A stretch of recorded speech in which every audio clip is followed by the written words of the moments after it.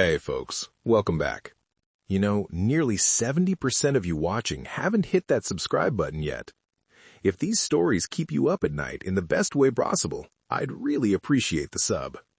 Drop a like, leave a comment telling me which story hit hardest, and let me know, where in the world are you listening from? Alright, let's get into it. My name's Ray Coleman, and I've been hauling cross-country for 22 years. You learn patterns on the road. Which routes flow smooth, which drivers are reliable, which truck stops have the cleanest showers. But some patterns you don't want to learn. Last March, I was running a load of auto parts from Chicago to Reno. Middle of Nebraska, that dead zone where it's just you, the highway, and darkness so thick it feels solid. Around 2:47 a.m., I noticed headlights behind me. Not unusual, plenty of trucks run nights, but these lights, they matched my speed exactly. I slowed down to 60. The truck behind me slowed to 60. I sped up to 75. It sped up to 75. Not gradually, instantly, like we were connected by an invisible chain. I changed lanes. It changed lanes at the exact same moment. Same distance behind me, same position. I could see it clearly in my mirrors now. A Kenworth, same model as mine, same color, same configuration. Even the running lights were positioned identically. Probably just coincidence, I told myself. Another guy hauling the same route. But then I noticed something that made my stomach drop. The trailer. It was hauling the exact same freight company's container I was. Same logo, same numbers on the side, same rust pattern on the lower corner. I grabbed my CB radio. Hey, Kenworth behind me on 80. You copying? Static. Kenworth trailing westbound at mile marker 285. Come back? Nothing but that empty hiss. I tried my phone. No signal. Not unusual in this stretch, but the timing felt wrong. I watched my mirrors. The truck maintained that perfect distance, maybe 200 feet back. Never closer, never farther. Then I saw the driver.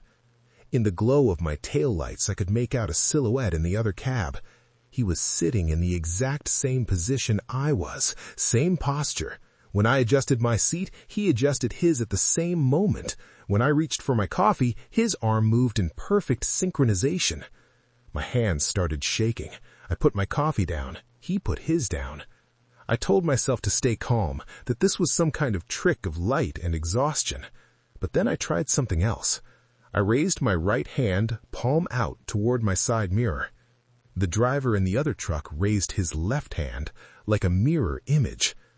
That's when I noticed my fuel gauge. It had been at 3/4 when I last checked, maybe 20 minutes ago. Now it showed half. I watched as the needle slowly moved down. Quarter tank, eighth tank, empty. But the engine didn't sputter, didn't die, just kept running smooth. I looked in my mirror again. The other truck's fuel gauge, I could somehow see it clearly despite the distance, showed full, completely full, and as I watched, it was rising, past full, the needle climbing into the red zone on the wrong side. Then my radio crackled to life. Not with words, with my own voice, playing back something I'd said in the CB 30 minutes ago. Long night ahead, another 400 miles to go. But it was playing backward and getting slower, each word stretching out, deepening, my voice dropping octaves until it didn't sound human anymore. I grabbed the radio. Who is this? What do you want? The backward voice stopped. Silence for maybe 10 seconds. Then my own voice came through, clear as day. Keep driving, Ray. Don't stop. Don't ever stop. But I hadn't said that. That wasn't a recording. It was new words in my voice. The truck behind me started getting closer. Not speeding up, but the distance was shrinking, like the space between us was being compressed. 200 feet became 150, became 100. I floored it. My speedometer hit 85, 90, 95. The Kenworth stayed right there, maintaining that shrinking distance. But here's the thing. I could see its speedometer too now, glowing in its cab. It read 25 miles per hour. Not moving, just frozen at 25. My CB crackled again. "You can't outrun yourself, Ray." That's when I understood. This wasn't another truck following me. This was something else. Something using the shape of my truck, my voice, my movements. I saw an exit coming up. A rest area, thank God, with lights. Without signaling, without slowing down properly, I yanked the wheel and took the exit. My rig shuddered, trailer swaying, but I made it. The mirror truck didn't follow. It stayed on the interstate, maintaining its course. But as I watched it pass the exit in my mirrors, I saw something that still makes my blood freeze. The driver's window rolled down, and the face that looked out at me. It was my face, exactly my face, but the eyes were hollow, empty, and the mouth was moving, counting down from 10. 10, 9, 8. I didn't wait to see what happened at 0. I parked under the brightest lights I could find, doors locked, engine running, and I called my dispatcher, told them I needed to stop for a mandatory rest period. They argued I was ahead of schedule, but I refused to move until sunrise. When dawn came, I inspected my truck. Everything was normal, except one thing. My odometer had gone backward. I'd driven 127 miles during the night, but my odometer showed 127 less miles than when I'd started. I checked the route later. At exactly the spot where that countdown would have reached 0, there's a bridge. In 2019, a Kenworth went over the side. The driver's name was Raymond Cole, not Coleman, Cole. His truck was the same model as mine, same color, hauling auto parts. They never found out why he went off the road. No skid marks, no mechanical failure, no medical issue. The report said he just steered into the barrier at full speed. His CB radio was still transmitting when they found him, playing his voice on a loop. Keep driving. Don't stop. Don't ever stop. I don't run that stretch of I-80 anymore, but I've heard from other drivers. They see it too, the mirror truck. Always behind them, always matching, always getting closer. Most of them make it to an exit in time. Some don't. And here's what keeps me up at night. I've started seeing a truck in my mirrors on other routes now. Different highways, different states. It's not always behind me anymore. Sometimes it's ahead of me, waiting. Time, 3:15 a.m. My name is Linda Huang. 15 years I've been driving, and I thought I knew every truck stop, every diner, every safe place to eat between San Francisco and Denver. I was wrong. It was late October, that stretch of Highway 50 they call the loneliest road in America. 3 a.m, and I hadn't seen another vehicle in over an hour. My stomach was growling. I'd skipped dinner to make time, and I was looking for anywhere to grab food. That's when I saw the lights. A diner, old school neon, glowing bright in the desert darkness. The sign read, "The Waypoint Diner, open 24 hours. I didn't remember seeing it on previous runs, but diners come and go. I pulled into the gravel parking lot. There were 3 other vehicles, 2 semis, and a pickup truck. Seeing other people there made it feel safer. The moment I walked through the door, I noticed the sound. Not music, not conversation, static. Like a TV tuned to a dead channel, but quiet, barely noticeable, just at the edge of hearing. The diner looked like it was stuck in 1987. Red vinyl booths, checkerboard floor, a jukebox in the corner that wasn't playing. Behind the counter stood a waitress, maybe 60 years old, wearing a pristine uniform and a smile that didn't reach her eyes. "Sit anywhere, honey," she said. Her voice sounded flat, like she was reading a line. I took a booth near the window where I could see my truck. That's when I noticed the other customers. A trucker sat 2 booths down, staring at a cup of coffee. He hadn't moved since I walked in, hadn't blinked. Another trucker sat at the counter, fork halfway to his mouth, frozen mid-bite. The man in the pickup truck sat in the corner booth. He was moving, thank God, shifting slightly, looking around nervously. Our eyes met, and I saw fear in his face. The waitress appeared beside my booth instantly. I hadn't seen her walk over. "What'll you have?" she asked.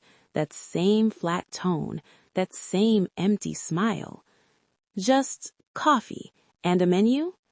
She placed a menu in front of me without looking away from my face. "Coffee coming right up." I opened the menu. Every item was the same. Special. $0.00. Rows and rows of items, all called special, all free.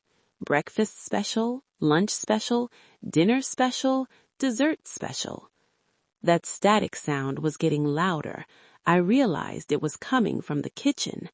Through the serving window, I could see nothing. Not darkness, nothing.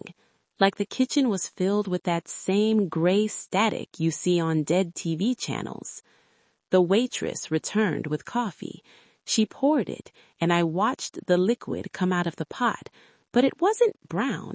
It was gray, the same gray as that static, and when it hit the cup, it didn't make a sound, just silence. "Cream or sugar?" she asked. I'm actually not that hungry anymore. I should get back on the road." Her smile never changed. "Haven't even tried your coffee yet, honey. We make it special."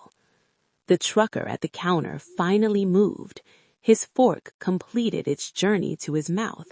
He chewed once, twice, then started the motion again. Fork to plate, fork to mouth, chew twice. Fork to plate, fork to mouth, chew twice. Over and over in a perfect loop. The static was louder now, definitely louder. I could feel it vibrating in my chest. The man from the pickup truck suddenly stood up and walked quickly to my booth. "Don't drink anything," he whispered urgently. "Don't eat anything. And whatever you do, don't let her—" "Sit back down, hun," the waitress said behind him. He went rigid, then turned and walked back to his booth in jerky, mechanical movements, sat down, stared straight ahead. I stood up fast. "I need to go. Now." "You haven't paid," the waitress said, still smiling, always smiling. "The menu said everything's free." "Free," she repeated. "Yes, free. But everyone pays. Everyone pays what they owe." The lights flickered.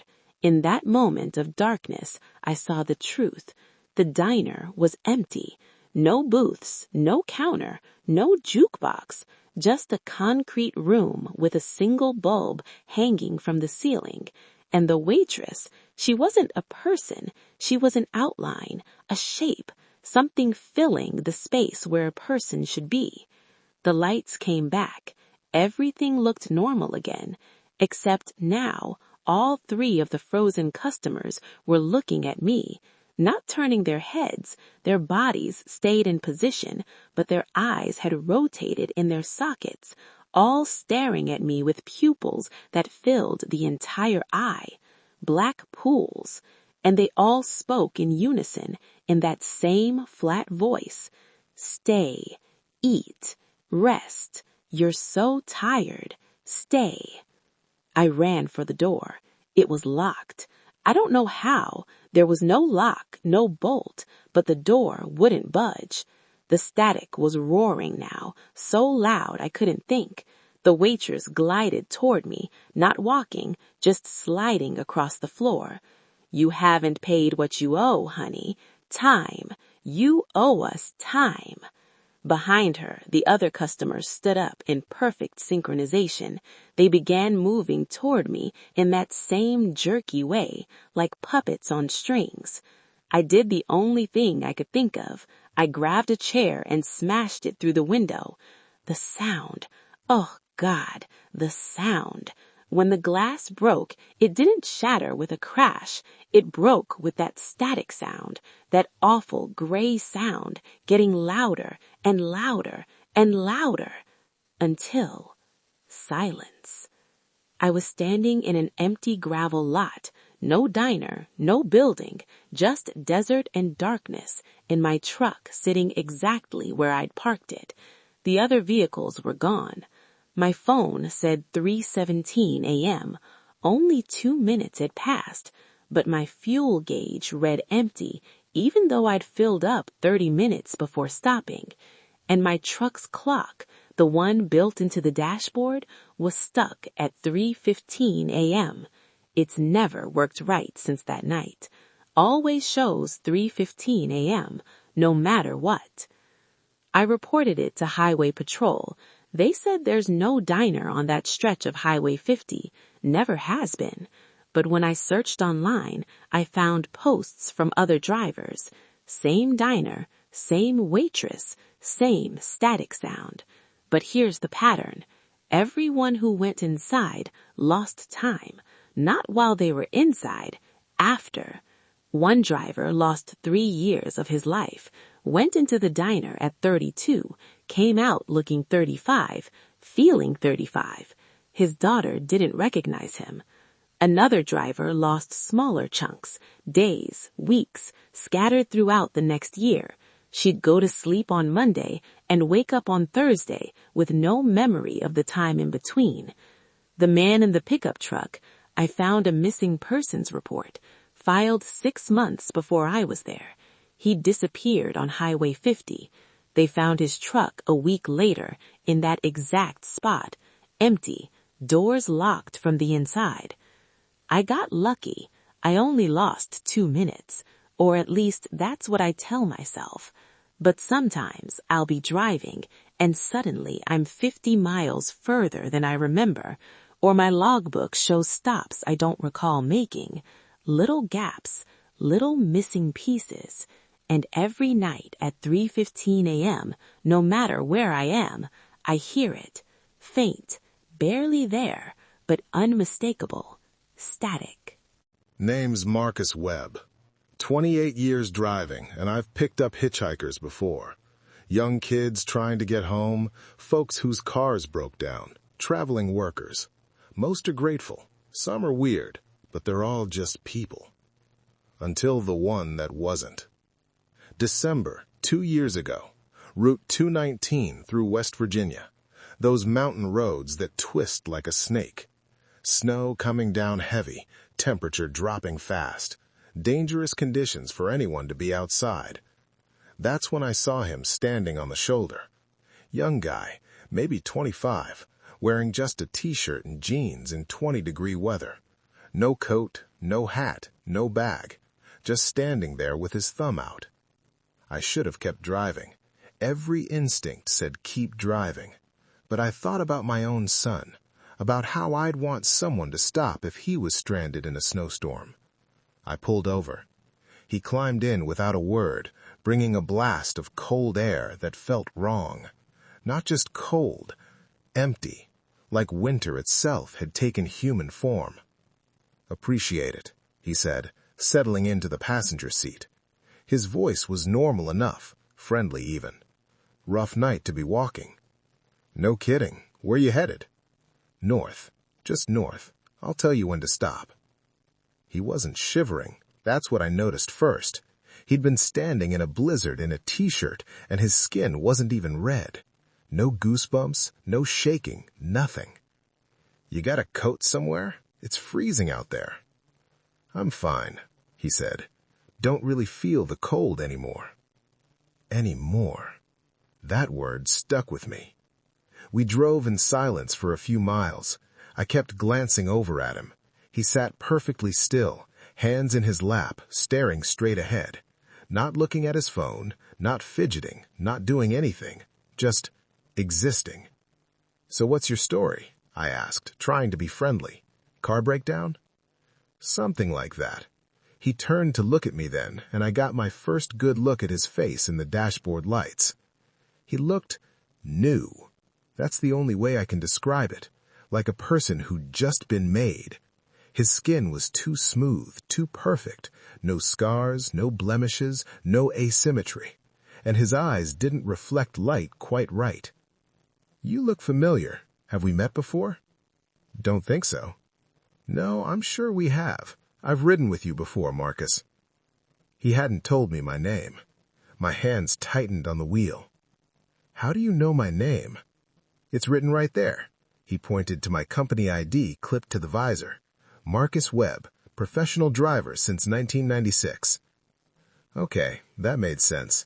I relaxed a little. "How many more miles you got tonight?" "About 180. "Long haul. You ever get tired? Want to just stop?" "Sure, but that's the job." "What if you could stop forever? Would you?"